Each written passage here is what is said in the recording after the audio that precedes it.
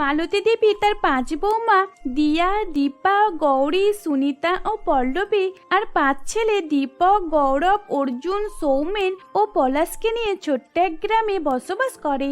তারা 5 ভাই মিলে কোনো কাজ না পাওয়ার কারণে দিনমজুরের কাজ করে সংসার চালাতো, কিন্তু তাতেও অতগুলো পেট চালানো অসম্ভব হয়ে পড়েছিল। তাই তারা 5 ভাই ঠিক করে, জানিস, এবার আমি ভাবছি আর এসব কোনো কাজ করব না, বরং আমরা 5 ভাই মিলে মাছ ধরে বিক্রি করব, আর সেই মাছ বাড়িতে কিছু রেখে দেবো নিজেরা খাওয়ার জন্য। হ্যাঁ দীপক, তুই একদম ঠিক বলেছিস। কি বলো মা, মাছ ধরলে আমাদের লাভ হবে তো? দেখ খোকা, আমি তো এতে কিছুই বলতে পারছি না। যখন তোরা এই ব্যবসা শুরু করবি তখনই বোঝা যাবে। এখন লাভ হবে কি ক্ষতি হবে এই কথা তো আমি এখন কিছুই বলতে পারবো না, কিন্তু আমি তো সবসময় আশীর্বাদ করব যাতে তোরা সবসময় সফল হোস। হ্যাঁ মা, আপনি একদম ঠিক বলেছেন। আপনার 5 ছেলে যদি একসঙ্গে ব্যবসা শুরু করে তাহলে আমাদেরই ভালো লাভ হবে, আর সেই টাকা দিয়ে আমরা বাড়িটা মেরামত করে নিতে পারবো। এই তো শীতকাল পড়েই গেল, এই কনকনে শীতে এইরকম ভাবে আর দিন কাটানো যাচ্ছে না। বাড়িতে তো একটাও ভালো কম্বল নেই। হ্যাঁ ঠিকই বলেছো বৌমা, আমাদের বাড়িতে কবে ঘরের কোন যুগের পুরাতন একটা কম্বল রয়েছে। এই কম্বলে কি আর এত কনকনে শীত কাটানো যায়? তোমরা মাছ বিক্রি করে যা টাকা রোজগার করবে তাই দিয়ে একটা কম্বল আর বাড়িটা মেরামত করতে হবে। আর এই তো শীতকাল, সব সময় খালি বরফ পড়ে, আমাদের বাড়িটা একদম ভাঙাচোরা অবস্থা হয়ে গেছে। তার উপর আবার নাকি বৃষ্টিরও সম্ভাবনা রয়েছে। এ কি বলছো বৌমা, বৃষ্টি? কিন্তু শীতকালে আবার বৃষ্টি? এ কথা তো আমি আগে কখনোই শুনিনি। তুমি কোথায় থেকে শুনলে?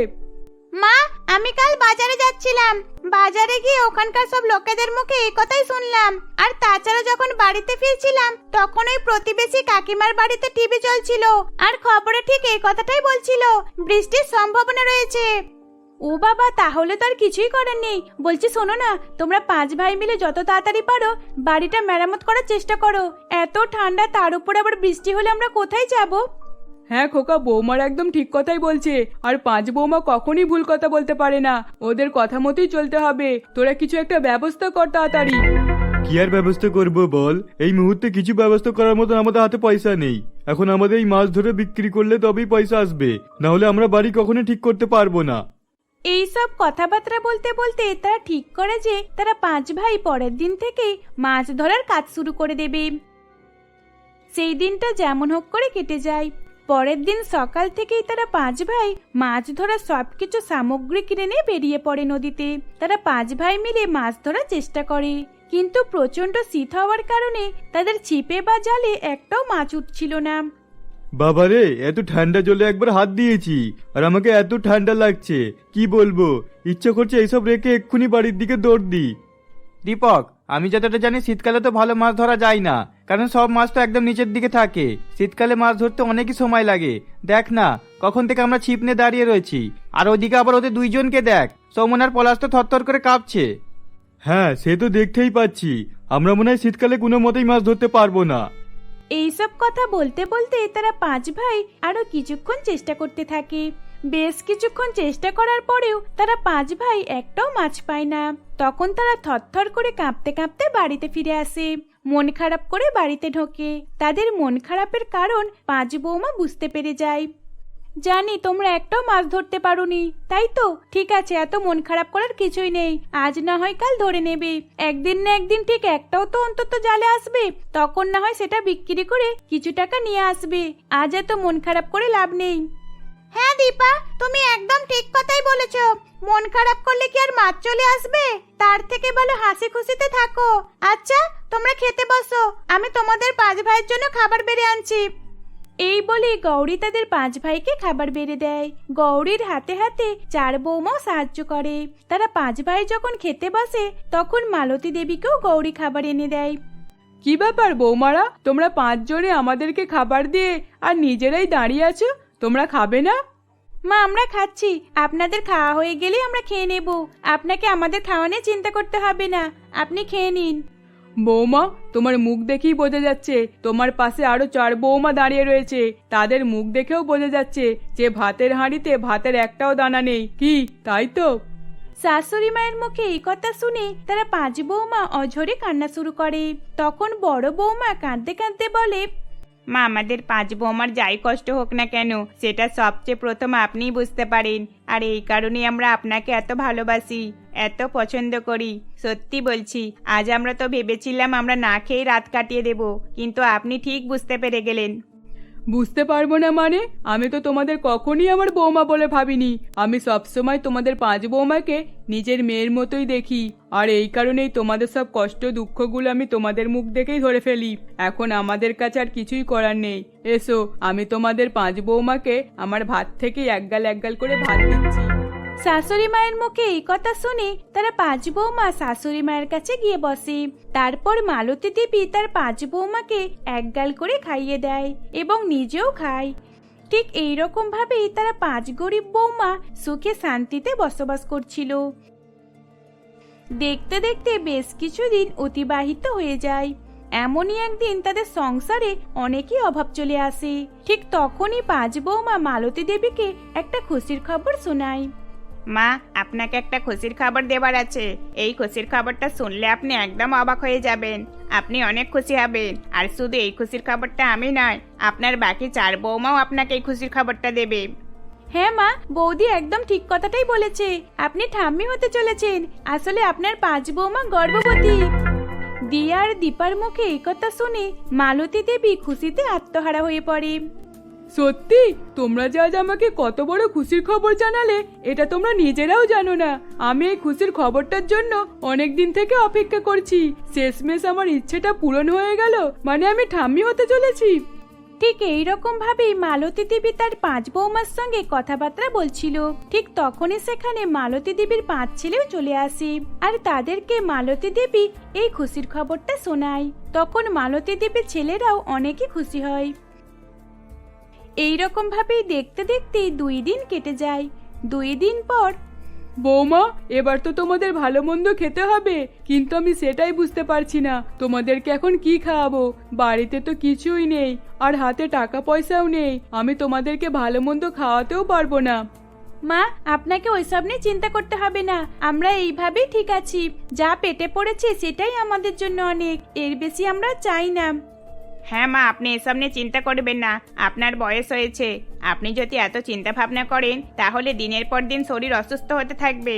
এ মা, এত জোরে জোরে ঝড় উঠলো নাকি? হাওয়া চালাচ্ছে কেন? বাবারে বাবা, কি ঠান্ডা লাগছে! এই শীতকালে এরকম হাওয়া চালালে গায়ে কাঁটা দিয়ে ওঠে। তারা সকলে মিলে বাইরে বার হয়ে দেখে যে প্রচন্ড ঝড় উঠেছে এবং তারই সাথে বৃষ্টিও পড়ছে। বৌমা, তাহলে সত্যি সত্যি এবার বন্যা হয়ে যাবে নাকি?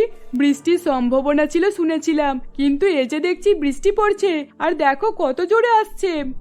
দেখলেন তোমরা, আমি তো আগেই বলেছিলাম, কতবার করে বললাম আপনার 5 ছেলেকে বাড়িটা মেরামত করতে হবে, কিন্তু আমার কথা তো কেউ শুনলই না। বৌমা, তোমাদের কথা কেউ শুনলো না এটা বলো না। দেখো, আমার 5 ছেলের হাতে টাকা পয়সা নেই বলেই আজ তারা বাড়িটা মেরামত করতে পারছে না। যদি টাকা পয়সা থাকতো তাহলে ওদেরকে বলতে হতো না, কিন্তু এখন তো একটা উপায় বার করতে হবে। তার মানে এই বৃষ্টির খবরটা একদম সত্যি ছিল? সত্যি সত্যি বৃষ্টি চলে আসলো? এবার আমরা কোথায় যাব? তারা সকলে মিলে যখন এইসব কথা বলছিল তখন তাদের বাড়ির ভিতরে জল পড়ছিল। বেশ কয়েক ঘন্টা বৃষ্টি হবার পর তারা 5 গর্ভবতী বৌমা বাড়ি থেকে বার হয়ে যাবার সিদ্ধান্ত করে নেয়। মা, মালপত্র নিয়ে বাড়ি থেকে বার হয়ে চলুন। এখানে থাকাটা ঠিক হবে না। দেখুন আমাদের বাড়িতে কতটা পর্যন্ত জল জমে গেছে। চলুন চলুন, এবার বাইরে বার হয়ে চলুন। এই বলে তারা এক এক করে মাথায় করে জিনিসপত্র নিয়ে বাড়ি থেকে বার হতে থাকে। বৃষ্টির জলে তাদের বাড়িটা পুরো ভর্তি হয়ে গেছিল।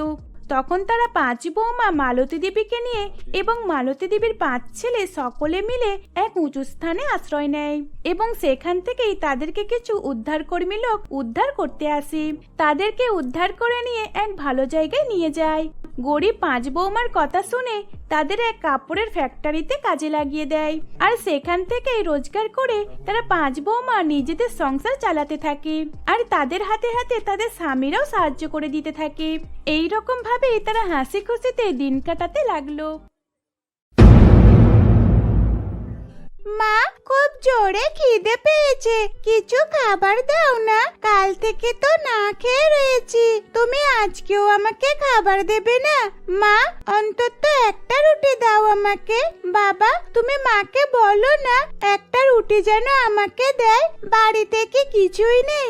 মা, তুমি আমাকে একটা রুটি বানিয়ে দাও না, আমি শুকনো রুটি খেয়ে নেব, আমি আর কিছুই চাইবো না। ছোট্ট বাচ্চা মেয়ে রুমির মুখে এই কথা শুনে রুমির মা রিম্পা দেবী আর তার বাবা অচিন্ত বাবুর চোখে জল চলে আসে। তারা দুইজন ছোট্ট বাচ্চা রুমিকে কি বলবে কিছুই ভেবে পাচ্ছিল না।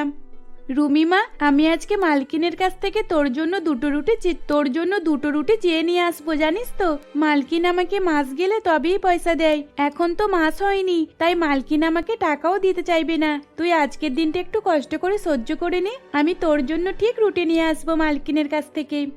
হ্যাঁ রিম্পা, তুমি তোমার মালকিনকে একটু বলে দেখো, যদি তোমার মালকিন আমাদের সন্তানের উপরে মায়া করে একটা রুটি দিয়ে দেয়, তাহলে আমাদের সন্তানের পেট ভরে যাবে।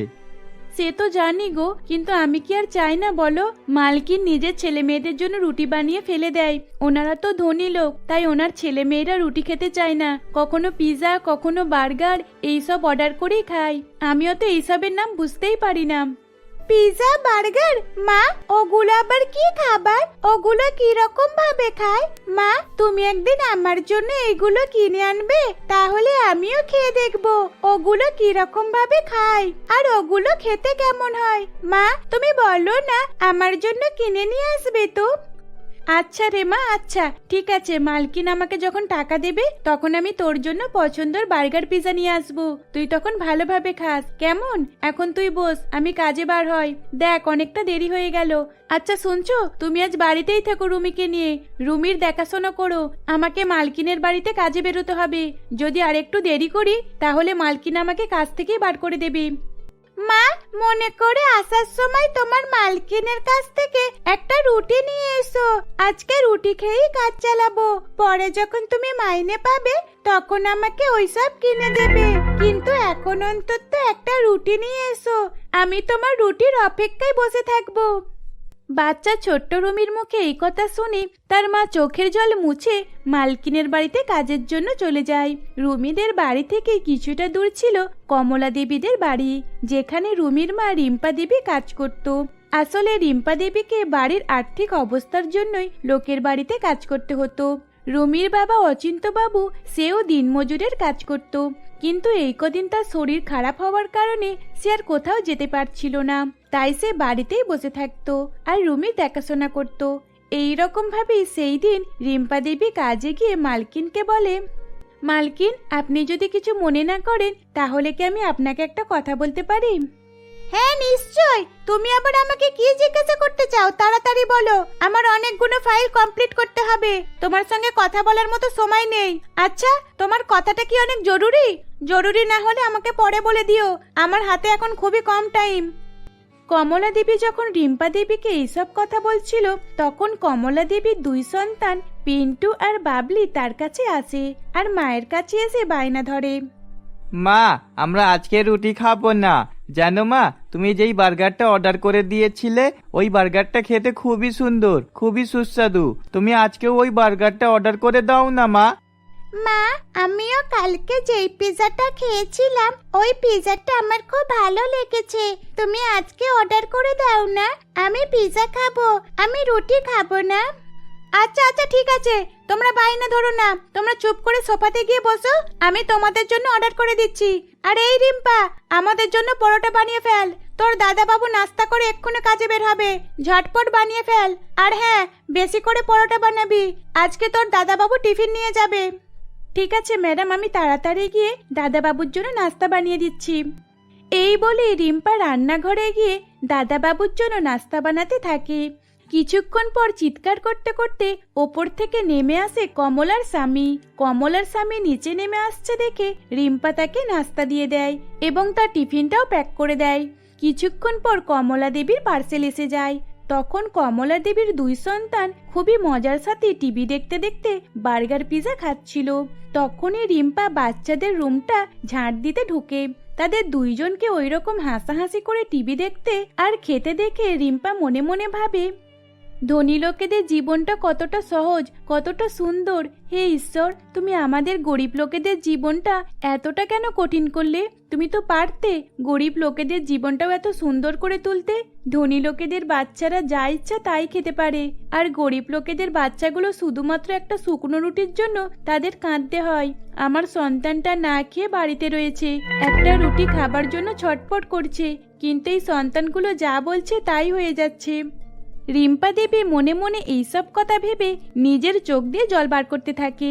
এই রকম ভাবেই দেখতে দেখতে বাড়ির সমস্ত কাজ মিটে যায়। বাড়ির কাজ মিটে যাবার পর রিম্পা তার মালকিনকে বলে, মালকিন, সকালবেলা আপনার সঙ্গে তো ঠিকভাবে কথাই বলতে পারলাম না, কিন্তু এখন তো আমার সব কাজ মিটে গেছে, আর এখন তো আমাকে বাড়িতে যেতে হবে। বলছি, এবার কি আমি আপনার সঙ্গে এই কথাটা বলতে পারি? হ্যাঁ হ্যাঁ, কি হয়েছে বল। মালকিন, আমি তো আপনার মতো ধনী নয়, তাই আমার সন্তান বাড়িতে শুকিয়ে রয়েছে, একটা রুটির জন্য বেচারিরা ছটফট করছে, আর আপনার বাড়িতে তো সেই রুটিগুলো ফেলেই দিতে হয়। এর মধ্যে থেকে আমি কি 2টো রুটি নিয়ে যেতে পারি? এই রিম্পা, বলি তুই কি আমার কাছ থেকে রুটি নিতে এসেছিস নাকি আমার বাড়িতে কাজ করতে এসেছিস? তুই আমার বাড়িতে কাজ করিস, আমি তোকে টাকা দিয়ে দিই, তাহলে আমি রুটি দিয়ে যাই করি না কেন, আমার রুটি আমি ফেলেও দিতে পারি, আবার খেয়েও নিতে পারি, তাহলে এইসব তুই দেখতে যাবি কেন? না না ম্যাডাম, আপনি আমাকে ভুল বুঝছেন, আসলে আমি ওটা বলতে চাইনি। আমার মেয়েটা শুকিয়ে রয়েছে, তাই আমি ওর জন্য একটা রুটি চাইছি।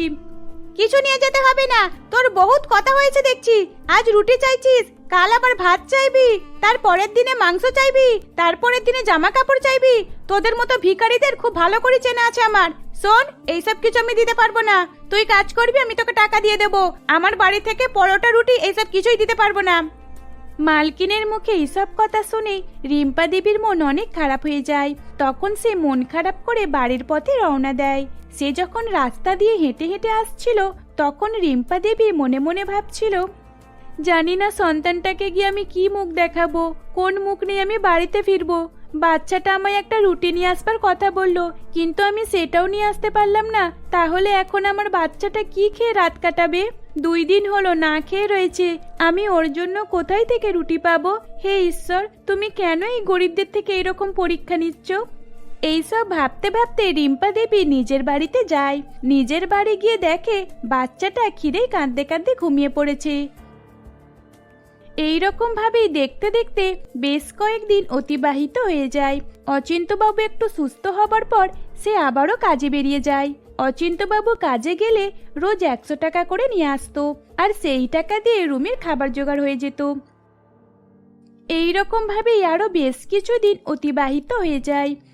একদিন রিম্পা দেবী কমলা দেবীর বাড়িতে কাজে গিয়ে দেখে তার 2 সন্তান বার্গার পিজা খেয়ে খুবই অসুস্থ হয়ে পড়েছে। ডাক্তারবাবু ওষুধপালা দিয়ে গেছে, আর সেই সময় কমলা দেবী আর তার স্বামীর অফিসের প্রচন্ড কাজের চাপও পড়ে গিয়েছিল, যে কারণে কমলা দেবী আর তার স্বামী 2 সন্তানের খেয়াল রাখতে পারছিল না। তাদের দেখাশোনা সমস্ত কিছু কাজ রিম্পা দেবীকেই করতে হতো। এইরকম ভাবে আস্তে আস্তে দেখাশোনা করার পর তারা 2 সন্তান সুস্থ হয়ে ওঠে। তখন পিন্টু তার মাকে বলে, মা, আমি আর বোন এত ছোট, আমরা 2 ভাই বোনে পেটে এত যন্ত্রণা কষ্ট পেলাম, কিন্তু তুমি তোমার কাজ নেই পড়ে আছো। আজ তুমি আমাদের একবারও জিজ্ঞাসা করতে গেলে না আমরা কেমন আছি, শুধুমাত্র ডাক্তার দেখিয়ে তোমার কর্তব্য শেষ হয়ে গেল। মা, তুমি তো আমাদের মা, তাহলে তুমি কিভাবে আমাদের এরকম ভাবে দেখতে পারলে? মা, আমি তোমার সঙ্গে কথাই বলবো না। না, আমি রিম্পা কাকির সঙ্গে কথা বলবো। রিম্পা কাকি খুব ভালো।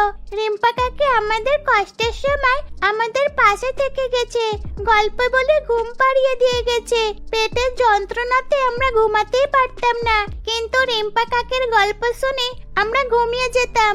রিম্পা কাকি আমাদের অনেক ভালোবেসেছে। বাবলি আর পিন্টুর মুখে এই কথা শুনে কমলা দেবী তার নিজের ভুল বুঝতে পারে। তখন কমলা দেবী বলে, সত্যি আমি কত বড় ভুল করেছি। একটা মা হয়ে আমি তোদের দেখাশোনাই করতে পারলাম না। আমি শুধু আমার কাজ নিয়েই ব্যস্ত, শুধু টাকা কামাতেই ব্যস্ত। তোদের উপর একটু সময় দেবার মতো আমার সময় নেই। সত্যি আমি অনেক খারাপ মা, আমি তোদের মা হওয়ার যোগ্য নয়। আমাকে ক্ষমা করে দিস, আমি আর তোদের সঙ্গে এরকম ব্যবহার করব না। আজ থেকে তোরাই আমার কাছে আগে, আমার কাজ নয়। রিম্পা, তুই আমাকে ক্ষমা করে দিস। সত্যি তোকে আমি কত ভুল বুঝেছিলাম।